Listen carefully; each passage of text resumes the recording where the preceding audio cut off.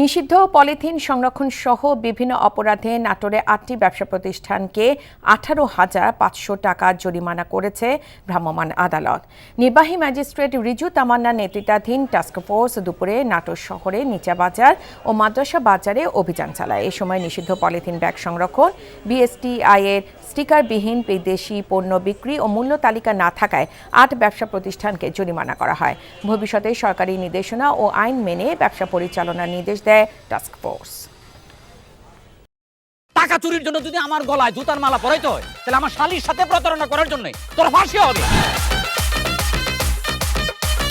দুলা ভাই, আপনার তো ঘর জামাই বইলা একটা পরিচয় আছে, আমার তো তাও নাই।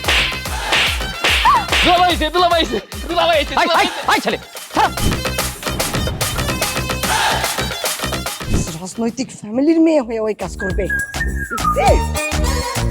যারে পাবো হারে পিটামু, রক্তের নেশায় ধরতে, রক্তের নেশায়, কাঁচা রক্তের নেশায় ধরতে।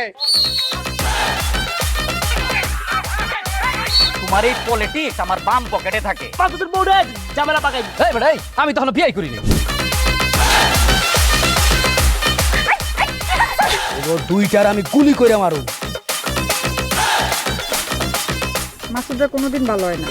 আপনার পোশাক আশাক দেখে কিন্তু আপনার তালুকদার বংশের লোক মনে হয় না আব্বা, আপনার মনে হয় যে আপনি ফকির বংশের লোক।